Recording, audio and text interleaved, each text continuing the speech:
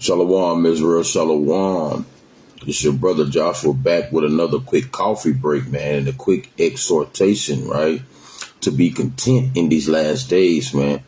To keep your mind focused on the future, on the kingdom of heaven, man, right? And be content with what you have, right? Stop worrying about what's going on, man, in the world. Stop thinking about what's going on, right, in your life, right? Not saying that you cannot handle situations in the world, right, and in your life. But, man, be content, man, and understand that all these things are soon to pass away, man, in this life, right? All the things you see is vanity, right? One second, let me get the brother in, right, real quick. Right. So Israel, we gotta stop worrying about things. Shalom, Israel, shalom. It's your brother Joshua back with another quick coffee break, man, and a quick exhortation, right? To be content in these last days, man. To keep your mind focused on the future, on the kingdom of heaven, man, right? And be content with what you have, right? Stop worrying about what's going on, man, in the world. Stop thinking about what's going on, right, in your life, right? Not saying that you cannot handle situations in the world, right, and in your life. But, man, be content, man, and understand that all these things are soon to pass away, man, in this life, right? All the things you see is vanity, right? One second, let me get the brother in, right, real quick. Right. So Israel, we gotta stop worrying about things, man, of this world, man. Vain things, right? Things that, you know, right? Shalom, King. Shalom, shalom. Things that have no value, right, in this life, man.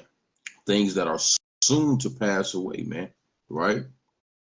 So let me get this precept real quick in the book of Philippians, right? Chapter 4 and verse 11. Right? The Lord says, "Not that I speak in respect of want, for I have learned in whatsoever state I'm in, therefore to be content," right? So you have to learn to be content in whatever state, man, that you're in, man, right? If you're on a middle class, right, lower class, whatever, what you have in this world, what you don't have in this world, man, you got to be content with everything that the Lord has provided with you with, man, right? You're in a dispensation of time where you have wars and rumors of wars, man, right? A famine approaching, right? Things that are going on in the world that is going to cause destruction, right? Problems that are going to arise for the liberation of God's chosen people, man. And you running around worried about, man, bills you got to pay, man. You know, you worried about football and putting in parlays and things of that nature, man. The playoffs coming up, man. The NBA season coming up. The draft. All these things, man. Jake, your mind is on things that it's no profit to you and your salvation, man. Right? You should be worried about what's going on in your life as far as getting closer to the Most High God, man. You should be worried about repenting. You should be worried about trying to get that so-called golden ticket on the chariot to get out of here, man. Right? To enter into that promised land, man. All these things that you see in the world, they're going to be nothing soon, man. Right? They're going to be destroyed. They're going to be burnt up, man. Right? In thermonuclear fire. Right? Thus said the Lord, man. Right? Let me get there real quick, man. Okay. In the book of 2 Peter real quick. Right? Shalaki, let me get there. Okay, this is the book of 2 Peter, chapter 3. And I'm going to start at verse 10. It says, "But the day of the Lord will come as a thief in the night, in which the heavens shall pass away with a great noise, and the elements shall melt with fervent heat. The earth also and the works that are therein shall be burned up, man. Right? Everything that you set your eyes on, man. Right? Your car, your house, man, even your job, you got to go slave at every day, man. Right? All these things are going to come to naught. It's going to be ashes soon, man. Where is your mind supposed to be? Are you supposed to be worried about, man, going to your next doctor appointment, man? Right? Are you supposed to be worried about what you're going to put on and go to the club, man? Does this dress look good on me, man? Does this suit, does this shirt look good on me, man? Is that what your mind should be on? No, the Lord said, man, your mind should be on heaven, man. Right? Your mind should be on repenting every day and trying to get closer to the Most High, man. Right? Let me read on. It says, seeing then that all these things shall be dissolved, what manner of persons ought ye to be in all holy conversation and godliness, man? What type of things are you supposed to be talking about, man? Filling your mouth with, man. Filling your heart, meaning your mind with. Your conversation shouldn't be in the world. You know, it's okay because you live in the world. You have to use the world, but the Lord said, don't abuse it. Don't, you know, overcomplicate situations in the world, man, with stress and anxiety and worried about if I'm going to get this done, if I'm going to get that done, right? If you have your trust in the Lord, all these things are going to be added to you anyway, man. So you shouldn't be worried anyway, right? Reading on, it says, looking for and hasting until the coming of the day of the Most High, wherein the heavens being on fire shall be dissolved, and the elements shall melt with fervent heat. Right, Salakia? So everything that you can touch, put your hands on, man. Right? Everything that you deal with in the world is soon to come to naught. You shouldn't be worried about, you know, if you're going to get up in the morning, man, what you're going to eat for breakfast, right? Things of that nature. Those things should not be in your mind whatsoever, man. Cast your burdens on the Lord and he was going to sustain you, man. Paraphrasing, right? So let me get one more precept real quick. Go to the book of Matthew, man. The mighty book of St. Matthew, chapter 6. And let's start at verse I'm just going to start at verse 25. I'm going to read on down, right? This is the book of Matthew, chapter 6, and verse 25. It says, therefore I say unto you, take no thought for your life, what ye shall eat or what ye shall drink, nor yet for your body, what ye shall put on. Is that, Salaki, is not the life more than meat and the body more than raiment? Right? So the Lord said, don't even worry about, man, what you're going to eat later on, man, or what you're going to drink, man.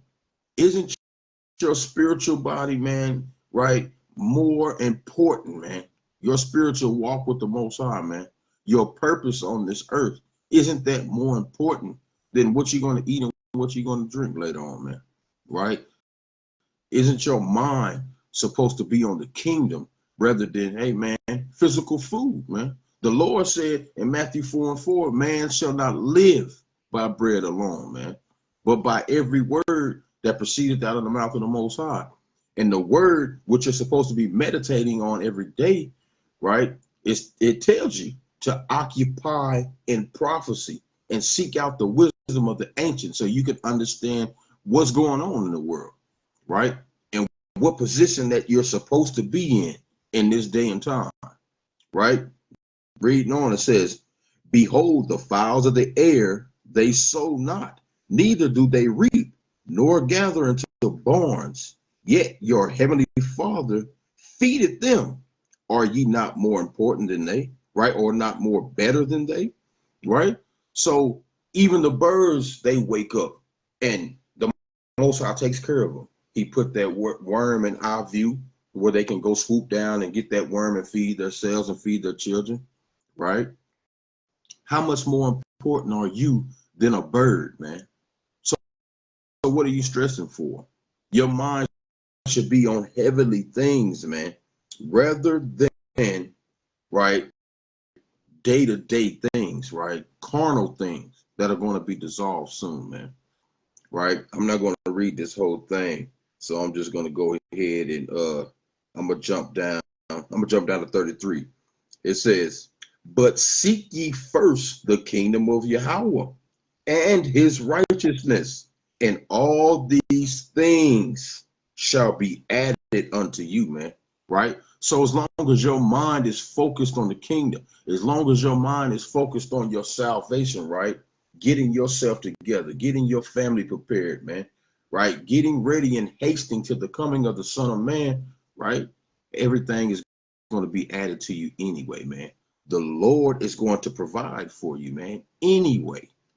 Right? Let me get that one last precept real quick. I'm gonna pass it, right? This is the book, right, of Sirach, chapter 11 and verse number 14. It says, "Prosperity and adversity, life and death, poverty and riches come from the Lord," man. So as long as you have your mind and your spirit solely set on the Most High and seeking the kingdom, guess what? All these things are going to be added to you anyway, man. Everything comes from the Most High anyway, man. It don't matter if you're worried or stressed anyway. It's up to him to provide you with anything that he wants to give you.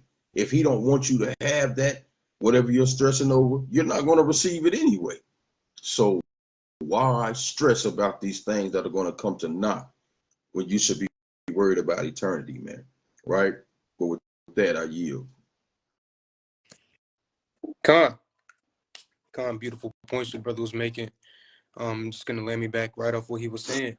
You know, we approaching a time period, man, in which, you know, the things that you take for granted nowadays, you're gonna sorely miss, man. Right? When Jacob's trouble pop off, when all hell break loose in America, you're gonna wish you could take a warm shower, man. A hot shower. You're gonna wish you could pop open that fridge and make you a dang turkey and cheese sandwich, man. A PB&J. You're gonna miss those cupboards being full, man. Right? It's the little things that people are gonna sorely miss in the day of trouble.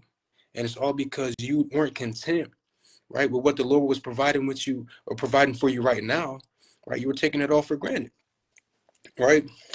And I don't see how you could be focused on anything else other than the Lord returning right now, man. With all the things that are going on in the earth, I don't see how you can be focused or worried about any other thing than getting right with the Lord, right?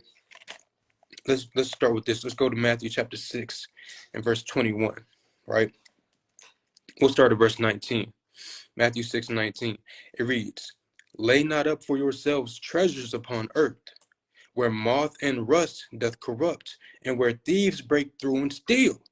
But lay up for yourselves treasures in heaven, where neither moth nor rust do corrupt, and where thieves do not break through nor steal.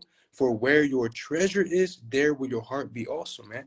So if you're worried about the things of this world only, if you only focused on bills, if you only focused on partying, if you only focused on games, if you only focused on the things that this world provides, rather than the things that the Most High promised He was going to provide in the heavenly kingdom, right?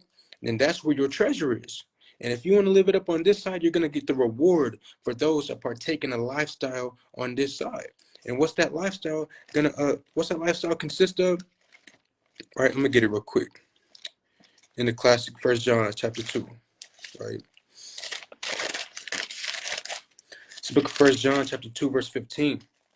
And it reads, "Love not the world, neither the things that are in the world. If any man love the world, the love of the Father is not in him. For all that is in the world, the lust of the flesh, the lust of the eyes, and the pride of life is not of the Father, but is of the world. And the world passeth away," right? So if your treasure is in the things of this world, if that's where your heart is, hey, that's going to pass away too, man. Like the brother said, everything that we see, everything that we partake in from a day-to-day basis is going to get turned to ashes and dust, man. It's all going to be dissolved. So what manner of person ought you to be, man? In all holy conversation and holiness, man, right? It says, verse 17, "And the world passeth away, and the lust thereof, but he that doeth the will of God abideth forever," right?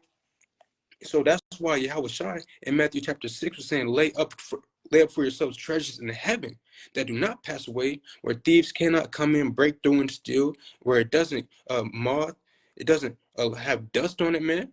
We're striving for things that are incorruptible, man. We striving for things that are beyond this time. We could give a damn less about a bill because Yahweh Bashim Yahushai, hey, that's nothing to the Lord. Bills, money, food, raiment, all of those things, like the brother was reading in Matthew 6, those are things that we should not be worrying about at all. Hey, the Father, he said that we are his children, man, right? And just like a father who's worked his salt, right? A father who's not a deadbeat is going to take care and provide for his children.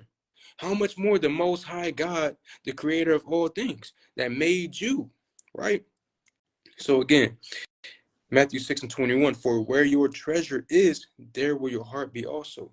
So we really have to be meditating on what's important in these last days. What are my priorities? What do I really care about? Do I really want to be saved? Do I really want to live? Do I really love God? That's what our people need to ask themselves. Do you really love God, or do you just like God? Right? That's what you got to ask yourself.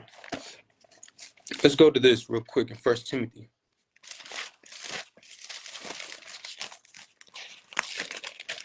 1 Timothy chapter 6 and verse 6. It reads, but godliness with contentment is great gain, right? So being content with what you have, the Lord said that is great gain, because our people don't ever take into consideration that you are in a much better position than someone else. It doesn't matter whatever position you're in. Guess what? Somebody always has it worse than you, right? Hey, when we look at the examples of our forefathers, the examples of the apostles, and even Paul, man, they were catching hell. Sometimes they were homeless. Sometimes they were in a ship that had damn crashed at sea, man. A lot of the disciples, man, they got put to death. Actually, 11 of them got put to death, man. Right? What do you really have to complain about? A lot of our people out here homeless. A lot of our people out here starving, literally sleeping in the cold. Right? You got a roof over your head, and you got transportation. You have food in the fridge, and you complaining about who knows what? What do you really have to complain about? Who are you to complain? Right? And our people, that's all they like to do is just complain and whine and gripe, man. Right? But again, 1 Timothy 6 and 6, but godliness with contentment is great gain. For we brought nothing into this world, and it is certain we can carry nothing out, man. We're not leaving so-called America with anything, man. We're not leaving this place with nothing. We can't take the Benz with us. We can't take the crib with us. We can't take none of these damn worthless Edomite dollars with us, man. We can't take none of that with us. Let's keep going. It says, and having food and raiment, let us be there with content. Those are the essentials in life, man. Food and raiment. You got a full belly, man. You got clothes on your back, a roof over your head. Verse 9. But they that will be rich fall into temptation and a snare, and into many foolish and hurtful lusts, which drown men in destruction and perdition. You see that? That's what that money will do to you. Me and a brother, man, on the way to Little Rock last night, we was looking at what this money has done to a lot of our brothers, man, and a lot of our sisters, especially in the older generation. When we look at the actors like Marlon Wayans, when we look at people like Jamie Foxx, when we look at Tyler Perry, man, and what they did for that money, for that bag, they sold out because they drowned in destruction and perdition with many foolish and hurtful lusts. But I'm gonna keep going. It says, for the love of money is the root of all evil, man. That love for that wicked Edomite dollar, man, that debt note, hey, that's the root of all evil. You have to be content with what the Lord has blessed you with, because that's great gain and godliness in the sight of the Most High. Right? I'm gonna get one more precept, and then I'm gonna pass it. Right? Let me get this. I want to get this over here in the book of Matthew. Right? Matthew chapter 11. Salakia. All right, this is the book of Matthew chapter 11, and I'm going to start at verse 28. It says, come unto me, all ye that labor and are heavy laden, and I will give you rest. Take my yoke upon you and learn of me, For I am meek and lowly in heart, and ye shall find rest unto your souls. Right? So we need to be occupying ourselves with things that pertain unto the Lord. And that's really it. The Most High gonna handle everything else. Period. Because he said he would. And you have to trust and believe that. In the book of Sirach, chapter 3, wisdom tell you, don't, let me just get that real quick. I don't want to paraphrase it. All right. Let me just get it real fast. This is the book of Sirach, chapter 3, and verse 21. It says, seek not out things that are too hard for thee, neither search the things that are above thy strength, but what is commanded thee, think thereupon with reverence. For it is not needful for thee to see with thine eyes the things that are in secret. So, hey, we just need to be focused on the things that are commanded us. The things that are too hard for us, the things that are above our strength, hey, let it go. Put it on the Lord, like he told you, right? That's all we got to do, man. Be content and put it on the Lord. He going to handle it for you. Trust. But I'll pass with that. God, man, mighty points, man. And that's the problem with our people. Our mind is on things that are, even belong to these other nations, like the money, man. Got your enemy's face on it, man. The monetary value is going down, right? The dollar's about to come to naught, but you still got your mind focused on getting the bag, man, right? You don't even want to keep the Most High's commandments, man, on the Sabbath day. You want to get that overtime, man, and go in and continue to heap up hours, man, for the slave master. Jake, you will go extra hard for the slave master, man, but you barely read 2 chapters a day, man. You don't want to think about what the Lord's, got for you, man, the eternal promise, man, and the everlasting riches. You want that momentarily fix, man, that moment, that love of that money right there, like the Lord tells you, is the root of all evil, man. Everything else follows after that. When you get the riches, what happens? Friends come about. You heap a bunch of friends, man. You heap a bunch of women, or a bunch of men.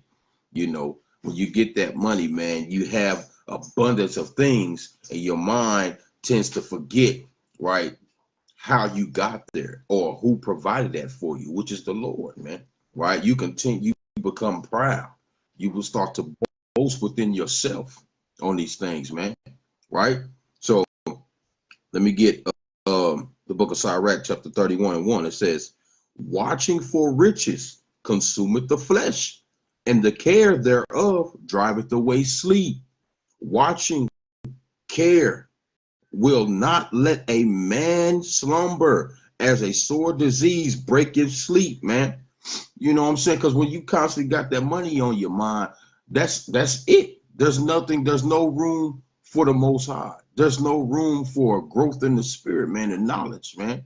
Right? You're constantly worried about carnal aspects, man, of this life, man. Right? That monetary gain, right? What you can do and how you can level up. And you have so much love for that it takes away your sleep, man. Right? Jake running around talking about team no sleep, man. Got to get the bag, man. You know what I'm saying? I'm up all night till the sun come up, man. Get in the bag, man. Right? Reading on, it says, the rich have great labor in gathering riches together, and when he rested, he is filled with his delicates. The poor laboreth in his poor estate, and when he leaveth off, he is still needy, right? He that loveth gold shall not be justified, and he that followeth corruption shall have enough thereof, man. Right? So if you love that corruption, the Lord is going to feed you with that, man. He's going to allow you to have that, right? You should be in the mindset of, I'm trying to get away from that, man. Because once you start heaping all this riches, that's where the pride comes. You forget, right, your affliction. You forget how you got to that status. You forget that the Lord extended his hand to provide those things for you, right, that you could be sustained while you're here. You forget those things, man. You forget to thank the Most High for everything he's done. Therefore, you start seeking out many other vengeance, man. You start praising your own self. You start looking into the world for that quote unquote fix, right? Instead of praising the Most High and seeking Him on a daily, right? Let me get this precept in Sirach chapter 11 and verse 25. It says, in the day of prosperity, there is a forgetfulness of affliction. And in the day of affliction, there is no more remembrance of prosperity. For it is easy thing unto the Lord in the day of death to reward a man according to his ways. The affliction of an hour maketh a man forget pleasure, and in the end his deed shall be discovered, man. You know, so it's easy for the Most High to give you what you need, man. The Lord said when a man pleases his ways, he will even make your enemies at peace with you, man. He'll even set that table and prepare that table before your enemies, man, that you can have that comfortable walk in a place that's not even your rest, man. A place that you shouldn't be trying to settle in and be at ease, man. In this place, this is not your rest, man. This is a place of your captivity.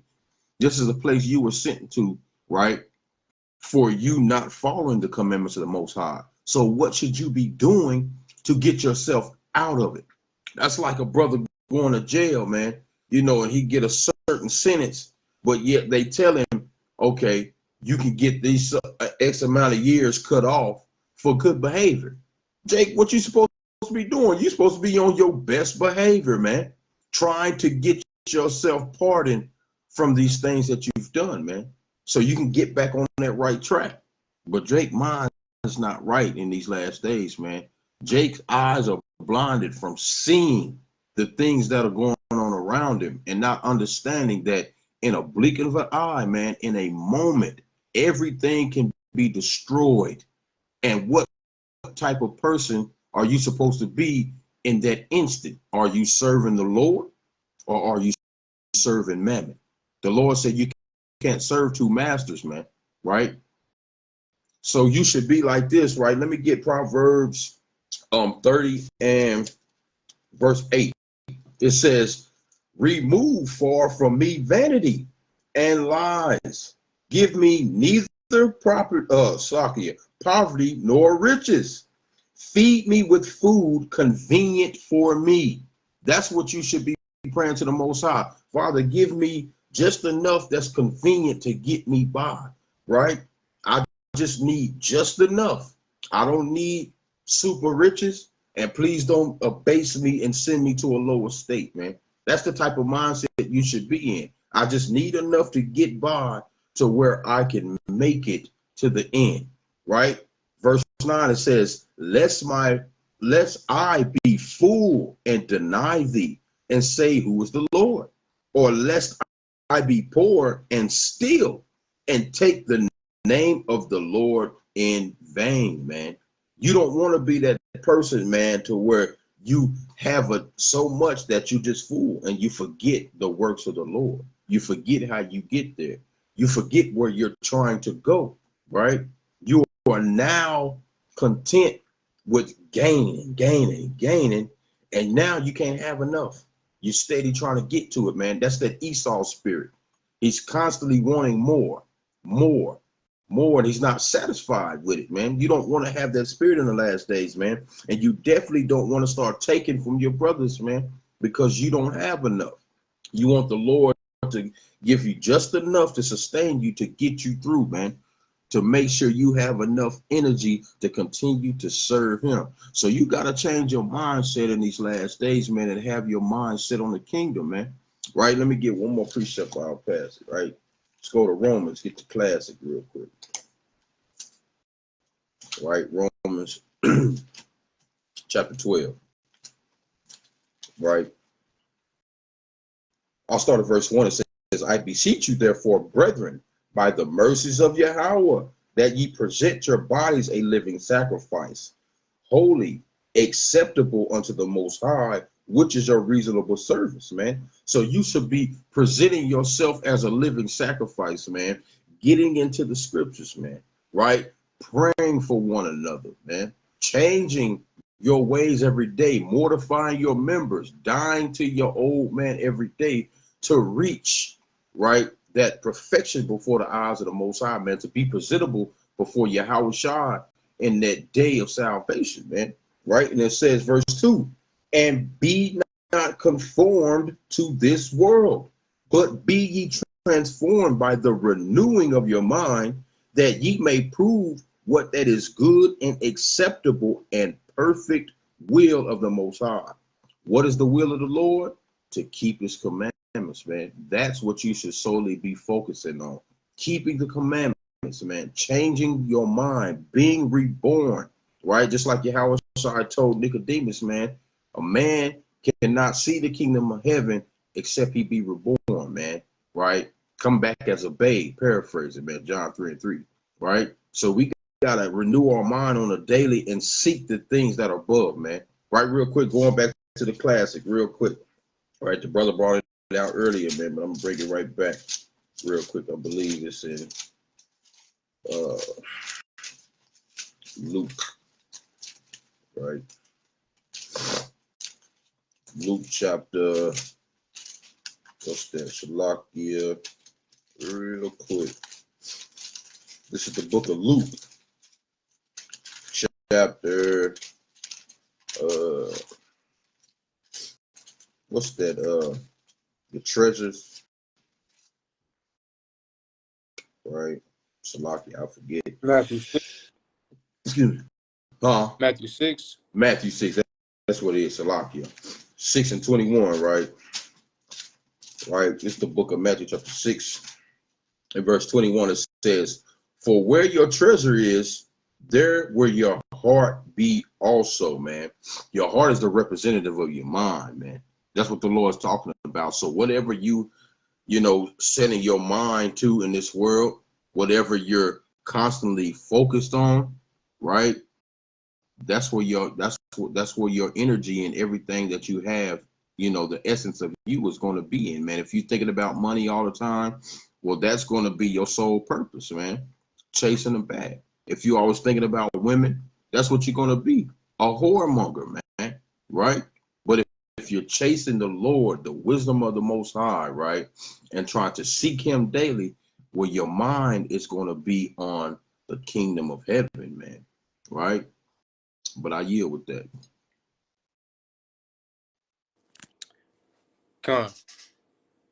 So yeah, there's a big difference between being content and being complacent, right? In no way, shape, or form are we advocating for complacency, right? We're just saying, be content with the things that the Most High has given you and blessed you with.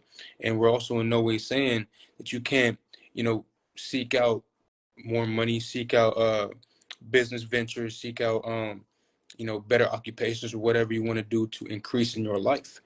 But there's a balance to everything. The Lord told us in Proverbs 11:21 that a false balance is an abomination unto the Lord, right? But we also got to understand that we are satisfied with with what the Lord has given us, but we're not satisfied where we're at.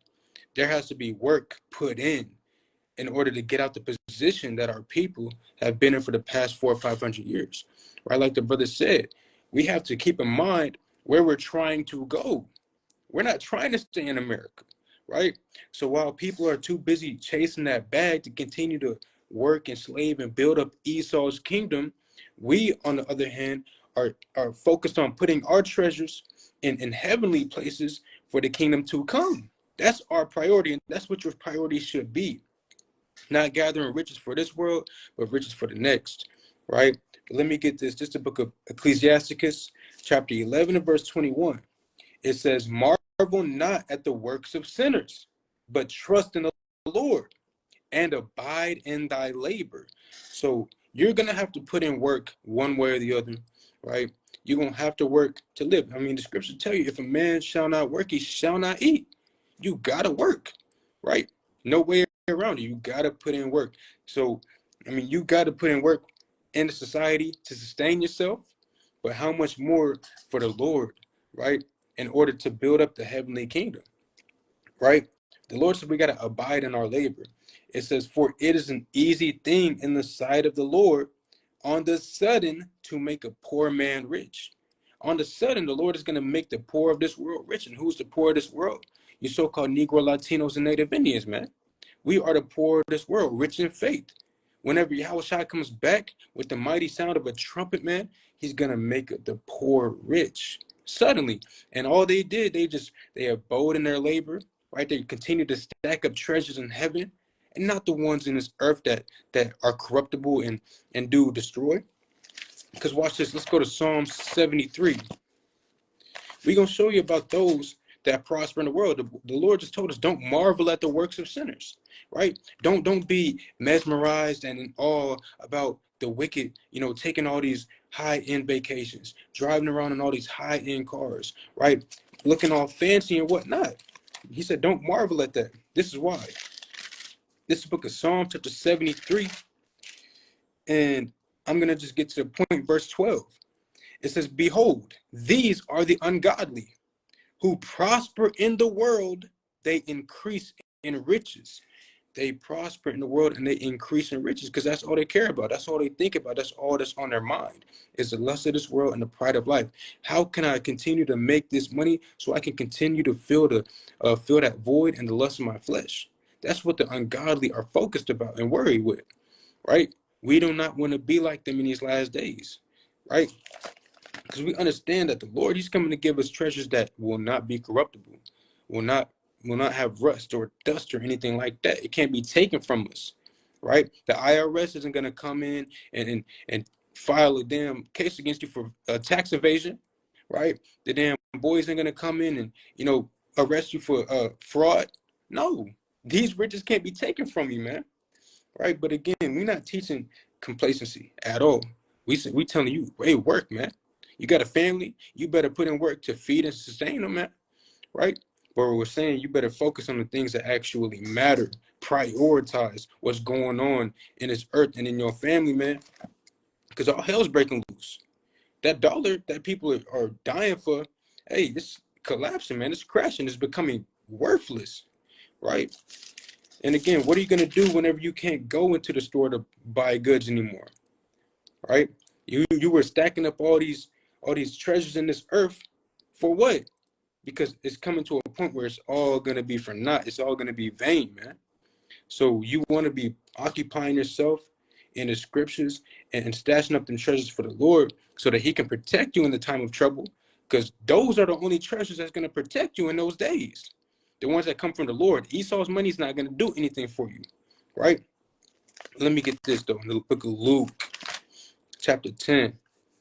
Luke chapter 10 and verse, we're going to start at 38, right? It says, now it came to pass as they went that he entered into a certain village, and a certain woman named Martha received him into her house. And she had a sister called Mary, which also sat at Yahushua's feet and heard his word, right? So you got two sisters, Martha and Mary. They brought him into the house. They brought Yahushua, the Lord, the Messiah, into the house, right? Mary, she's sitting at his feet. She's listening to what he's talking about, right? Verse 40. But Martha was cumbered about much serving and came to him and said, Lord, dost thou not care that my sister have left me to serve alone? Bid her therefore that she help me, right? So Martha, man, she running to and fro. She making sure, you know what I'm saying, the grits is all cooked up. She making sure the chicken is fried perfectly. She making sure the bills is paid. She making sure, hey, she focused on everything except the Lord, right? And when you go into that word cumbered, let's say distracted, right? That word cumbered, distracted, it says she was distracted about much serving. She wasn't focused on the Lord. She wasn't focused on what the Lord is doing in the earth. She wasn't looking at the prophecy. She wasn't looking at the massive death, the people getting blown up to bits, the people being invaded, man, seditions and uproars and riots and protests, man. She wasn't paying attention to the signs. She was distracted with things that don't matter, right? Verse 41. And Yahushua answered and said unto her, Martha, Martha, thou art careful and troubled about many things. Let's go into that word careful. It says worried. See that? Right? It said, Martha, Martha, thou art worried and troubled about many things. And that's the thing. We don't need to be worried about nada, man. All we need to be worried about is what we're doing in respect of serving the Lord. Making sure our garments is right for the presence of the Lord. working out our own salvation with fear and trembling, examine ourselves daily, right? That's the only thing we need to be worried about, right? He said, Martha, Martha, thou art troubled, or thou art careful and troubled about many things, but one thing is needful. Only one thing, man. Hey, see, we talk about what we need, right? All the time, what we need, right? But do we really need it? Because Yahushua said, one thing is needful.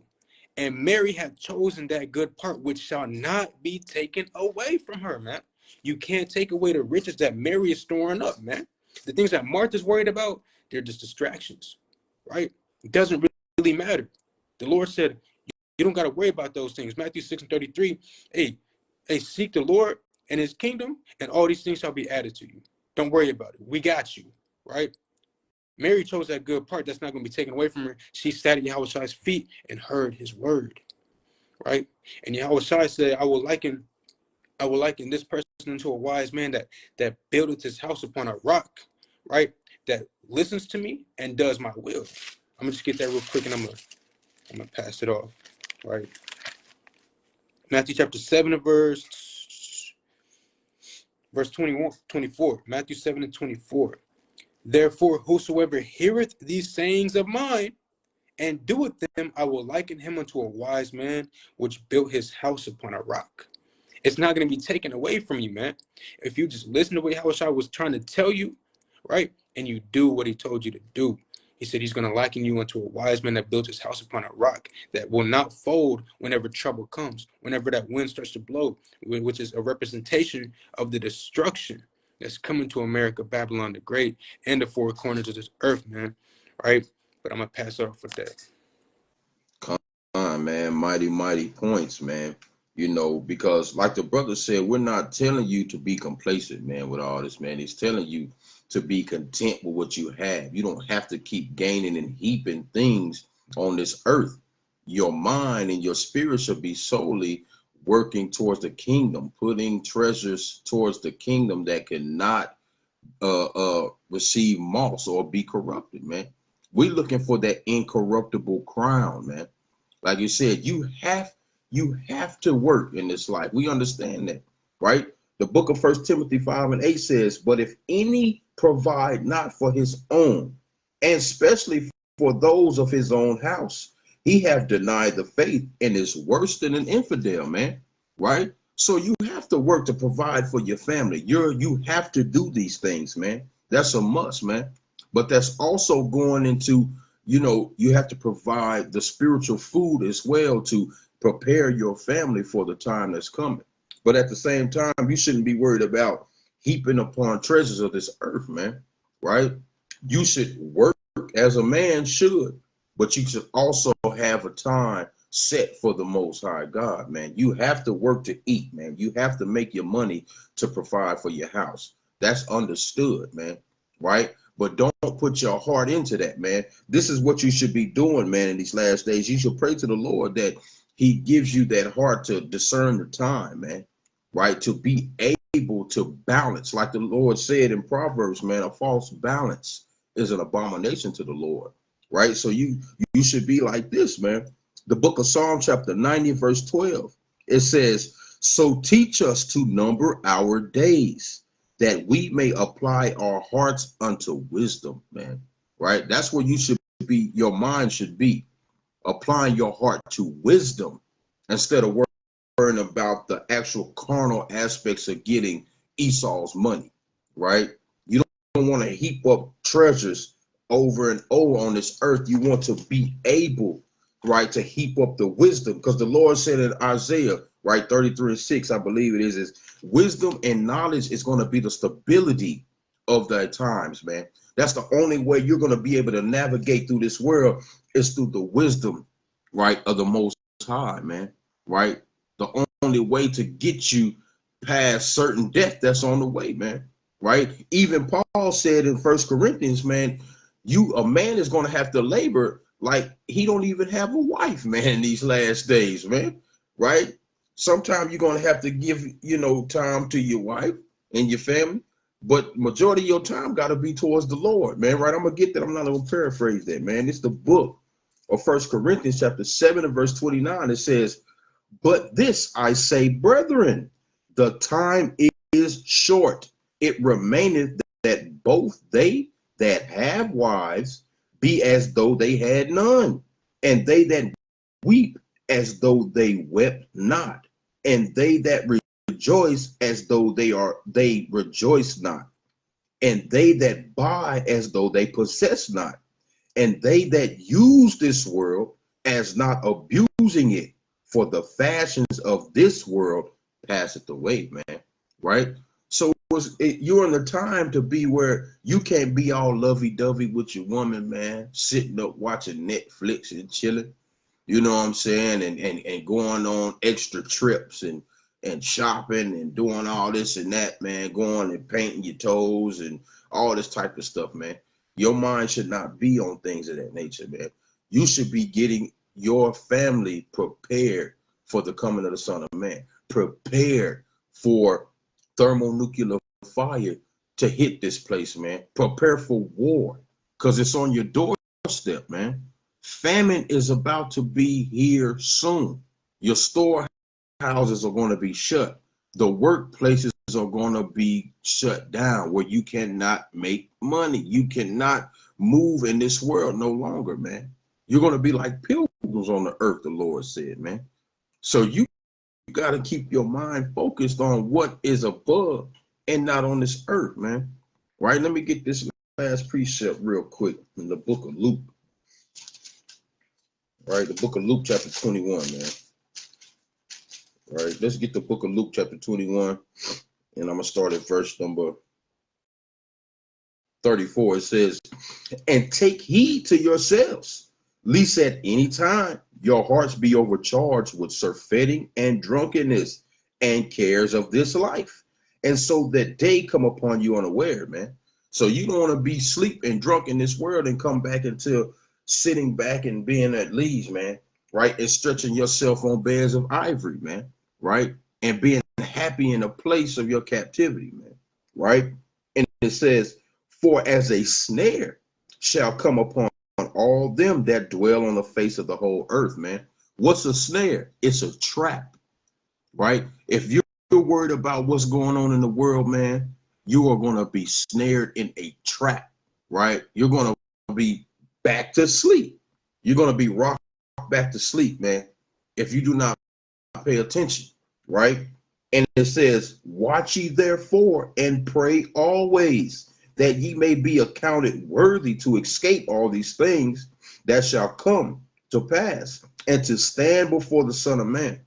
So that's what you want to be doing, is watching, praying, and focusing, man, on the signs that are being presented before you, man, that you're living in the last days, that things are this much closer to coming to a head, man, because we don't know when the Son of Man is going to show, man, right? He said, I'm coming like a thief in the night. You should always be watching, right? Let me get that real quick in Luke, real quick. Luke chapter 12 and verse 40. It reads, be ye therefore ready also, for the Son of Man cometh at an hour when ye think not, man. He's going to be here, man, at an instant that you don't think. When you kick back watching football, man, or you watching your favorite movie, kicked up with your woman, doing whatever you want to do, man. Now Jake out here rolling weed and getting drunk and partying in the club. Well, guess what, man? You're going to be caught in a time where you don't even understand what's going on, man, and you're going to be taken away, man, like in Noah's days, man. They were taken away with that flood. Well, guess what? This time is coming with fire, man. So you don't want to go back to sleep, man. Right? Let me get one more precept, man, in Proverbs real quick. I think that's what I want. Proverbs 6. Proverbs 6 and 4 says, give not sleep to thine eyes, nor slumber to thine eyelids, right? Deliver thyself as a roe from the hand of the hunter, and as the bird from the hand of the fowler, man, right? So you don't want to give slumber to your eyes, man, right? And get drunk back into this world and rock to sleep and not see what's coming, man, right?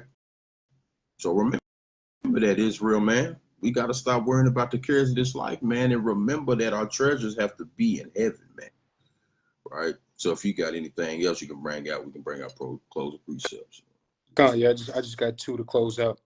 All right, this is the book of Second Thessalonians, chapter 3 from the top. It reads, "Finally, brethren, pray for us that the word of the Lord may have free course and be glorified, even as it is with you, and that we may be delivered from unreasonable and wicked men. For all men have not faith." Right? Hey, all men don't have faith. All right. And you worrying about the things of this life, and that's all you worried about, that's just a lack of faith, man. You don't truly believe that the Lord is going to come back. Because if you did, then you would be getting yourself right. You will be fully prepping yourself for the return of the Lord, the day of judgment, man. Right? Sirach 18 and 20 tells you, before judgment, examine thyself. Right? But let's keep going. It says, verse 3, "But the Lord is faithful, who shall establish you and keep you from evil. And we have confidence in the Lord touching you, that ye both do and will do the things which we command you, and the Lord direct your hearts into the love of God and into the patient waiting of a Mashiach." So Lord willing, this video, man, it reaches you and it gets your mind set in order to understand that, look, what am I really worried about? What do I really care about? What am I spending my time doing? Am I trying to get myself ready for the second coming of the Lord, right? In which the kingdom of heaven is going to be established, in which this world is going to melt away and pass away with fervent heat and be dissolved, right? Because, hey, Jacob's trouble is coming, man. 1,000 going to fall at thy left side, 10,000 at thy right side, man. The day is coming where a great number is going to be taken, man. They're going to be put to death by the Lord. All the sinners of the Lord are going to die, man. Right? But again, we have to understand that this thing is about patience, endurance, right? And just fighting that good fight of faith. Because that's what this whole thing is about. It's about faith. Hebrews 11 tell you, man, it's impossible to please him without that faith, right? But nevertheless, let's go to the book of Isaiah, chapter 26 and verse 3. It reads, Isaiah 26 and 3, "Thou wilt keep him in perfect peace, whose mind is stayed on thee." Right? Whose mind? Again, that's that treasure, man. He said, "Where your treasure is, there shall your heart be also. And your heart is your mind." Isaiah 26 and 3, "Thou will keep him in perfect peace, whose mind is stayed on thee." So if your treasure is in the Lord, right? If your mind is on the Lord, man, he's going to keep you in perfect peace. You're not going to be worried about anything else, bro. The Most High going to handle it for you. He's going to take care of it for you. I am a witness. I'm telling you, look, I'm not boasting, bragging, none of that. This is just giving glory and honor to you. How about you outside, man? I don't worry about nothing. Nothing. Thanks to the Most High. Because I'm understanding, look, this world is vain. It's vanity. It's fictitious, right? It's Satan's world, man. What the hell do I gotta worry about in Satan's world? Right? Hey, Satan's world is gonna get destroyed. So I'm gonna worry about the kingdom to come, right? It says, "Thou will keep him in perfect peace, whose mind is stayed on thee, because he trusteth in thee. Trust ye in the Lord forever, for in the Lord Yahweh is everlasting strength." And that's what I'm talking about. I'm talking about that strength that the Lord is going to give you by just meditating upon him all day, and the glorious things that he's done for you and continues to do for you, continues to provide for you, even though you ain't worthy, even though you've sinned against him an innumerable amount of times. Your sins are as the sands of the sea, right? The Lord is still faithful, right? He just wants you to come back to him, repent, and keep him in your mind at all times, right? But with that, I say, Kwam Yashala, man. Shalom. Con, all praise to the Most High, man. Like I said, man, it's a patience thing, an endurance race, man. Right? We're doing this thing to receive the crown, right? At the end of the day, man.